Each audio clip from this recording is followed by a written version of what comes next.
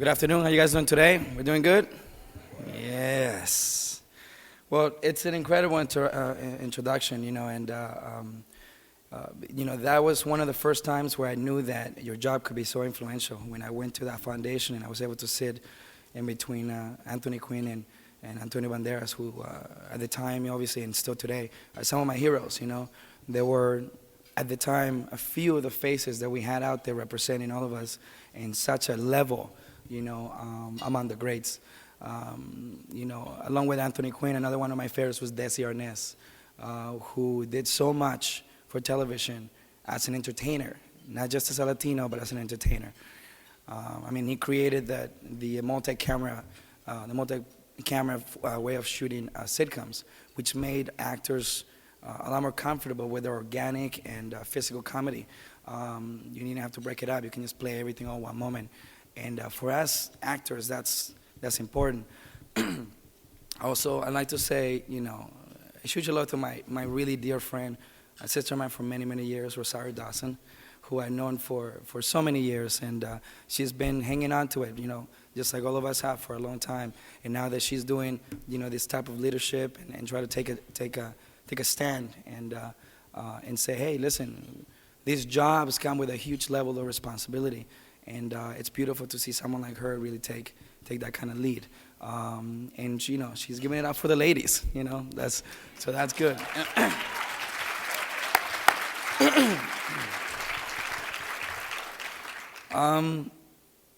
But I guess I'll start by saying, just like Antonio, started saying, I was born in Miami, and when I was 3 years old, my parents decided to move back to Venezuela. They went to Venezuela because my father worked the agriculture business. So we moved to the middle of the country, and that's where the work was. A bunch of years later, that's where I was raised. I spent 10 years in Venezuela. And at some point, my parents decided, we've done everything we can here in Venezuela. And now what we need to do is focus on what we need to look forward to, and that is our children. And my parents made the sacrifice to sell everything they have just to make it back to the United States. And I came back at the end of 93, early 94, 13, 14 years old, didn't know how to speak English, and petrified, some of you guys, I don't know how, you guys are about 17, 18. But back then, to not really know how to speak English was probably the biggest handicap anybody can really have. Look at what you guys have now. You guys have the power of language that I didn't have then. But it's really exciting to stand here and be able to say, give you a little piece of my mind, coming to the United States and living the reality of your parents, making that huge sacrifice. And at the beginning, not really understanding, because it was so overwhelming and so much fun to come to America, and see the American flag, I mean, I've seen that in the movies, and now you're kind of a big part of it, For me, it was pretty overwhelming, but very quickly I understood the reality, reality where, we lived in a two-bedroom, house that we were renting in Van Nuys, California, and we didn't, we ate dinner every other night, and that was the reality, it wasn't like anything sad. We didn't want anybody to feel sorry for us because, hey, we're working through it. That's what we're here to do. And seeing the sacrifices my parents made kind of made me go, wait a minute, I have now, it's up to really me to really bring the next future to my family and my sisters. And I said, I'm not going to be another stereotype. I'm going to be the different face. And I learned English. I went back to the school activities, which was performing arts. I was always singing, dancing, and acting since I was 6 years old. And when I came back to the United States, I felt like the one thing that was going to help me improve my speaking skills was to go back to the performing arts, because it was going to force me to read. It was going to force me to speak up and not be ashamed of my accent. Let them focus on my performance, aside from them focusing on the physical or maybe my form of speech. Let them focus on what I'm saying, as opposed to anything else that might sell any kind of thing, any kind of project or anything. And one thing led to another, man, and I gotta tell you, we live in one of the greatest countries in the world, Um, this is a country where if you want to be it, you can become it. If you can dream it, it can become true. I mean, it seems like 2 weeks ago when my parents and I were in Van Nuys, California, sitting in that living room and looking at TV, and I go, wouldn't it be cool if I do a commercial like them? A commercial. And now working with the people that I'm working nowadays is overwhelming, and I can only say, you know, I paid my dues, and I now have a platform to tell you guys how incredibly important it is for you and for your families that you guys take the lead and create the new face. We are the face now, you know, and you guys are working to being the future leaders of tomorrow. And I know everybody comes here and they stand here and everybody's wearing a nice suit and is telling you guys are the future. You guys are, you know, the next lead. You guys are the leaders of tomorrow. And you guys are like, yeah, okay, I see. You know, I understand. I'm expecting them to say that. But I'm here to tell you guys that it's up to us, the youth, to dictate what's the future of the United States tomorrow.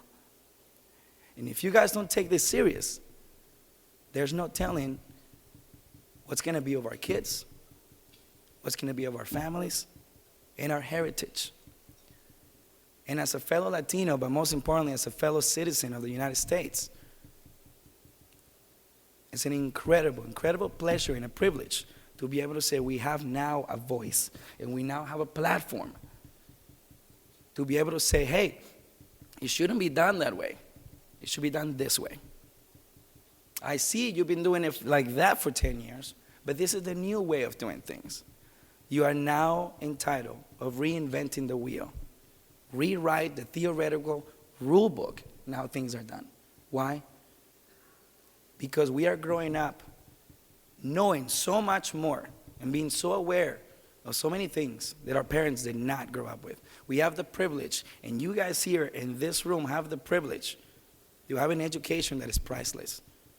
And to have all these sponsors and all these leaders, you know, of the Latin community looking at you guys and saying, guess what? We are lending you this because we believe you guys are going to be something great tomorrow.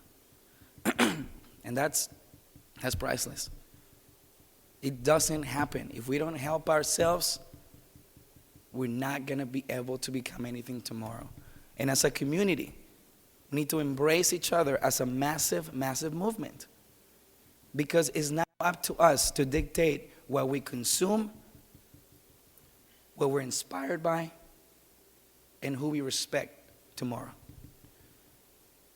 And I am so proud that through maybe my talent or my accomplishments, you know, I can actually have a platform to sit in here in front of you guys and say, guess what, guys? I'm just like you guys. I listen to Kanye West. All right? I listen to 50 Cent. I bought both of their albums because I like them both. I don't want one to win. But I watch the same thing you guys watch. And I'm influenced and I'm inspired by the same things that you guys experience every day. I've just become one of the biggest members in the newest faces of the USO. How many of you know what the USO is?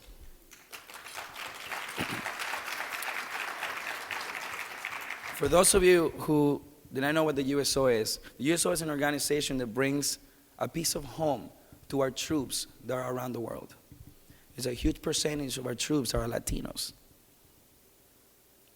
When I go out to Germany, when I go out to South Korea, and I go to every base and visit your fellow young people, 19, 20, 21, 22 years old,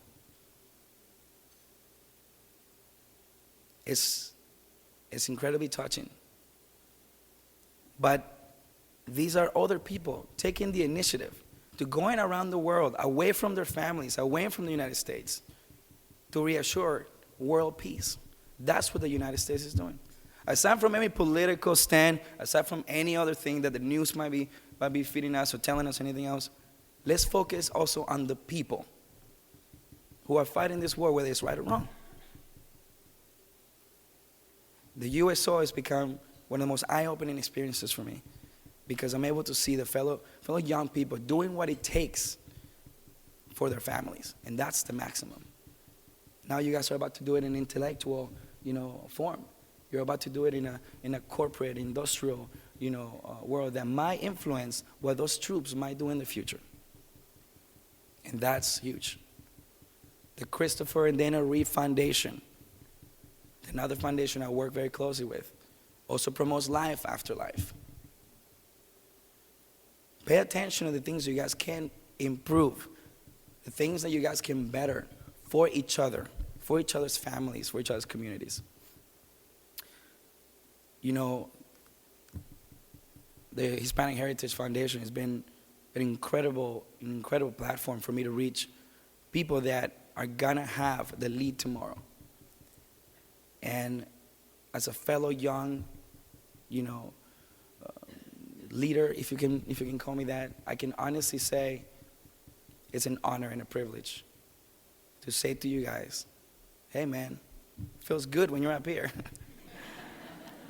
But at the same time, it's a beautiful thing to see that you guys see the future. And I see, I call my kids now, the winners of the Youth Foundation, which are, incredible human beings. And I'm so proud of you guys for everything you guys have accomplished. Because I chose to not tell my dad you guys exist because you guys are way too smart.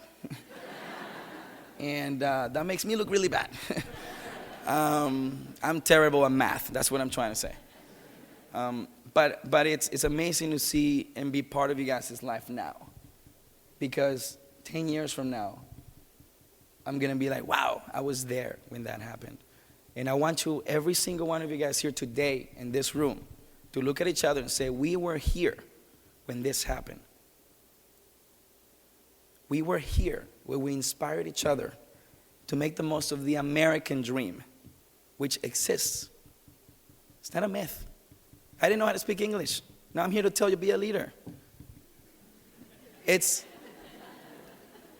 But it's through my years of experience and struggling and being hungry and seeing the sacrifices that my parents made that makes it all worth it.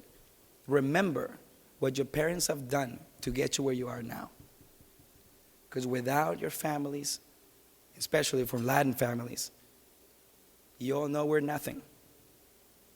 So those of you that can count one family member, two family members, or 35, like us Latinos,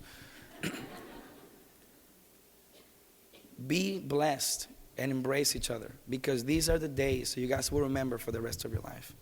Take an initiative, be the difference, and God bless you. I'm so much more influenced by you guys than you guys ever expect. And I give a big thank you to Rosario because it's someone that I respect with all my heart, with everything she's done. She's been around for many years, working with the greats. Same thing with Antonio, I mean, everybody that's been trying to make a lead and take a lead into this cause, which is not a cause. It's an incredible movement. And what's exciting about it is that we are becoming the most influential force in the entertainment business, in the corporate world, but also influencing who we are as a culture. Let's educate everybody that we're not just a fun, passionate culture. Let's tell them that we are a driven force that know what we're worth.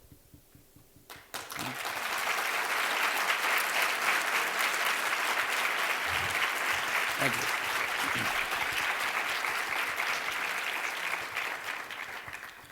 It's what makes me so happy to be one of the young Latin faces of today. I want everybody, especially all these young leaders today, to let people focus on your talent and on your words and what you guys mean as people. And through that, let it organically make your heritage and your culture proud. Focus on the global cause. Focus on people. Because your heritage will always be proud, no matter whether you say you're Latino or not. By the way, it's pretty obvious that we look Latino, so you don't have to say it very much. With that being said, God bless you guys. Thank you for having me today.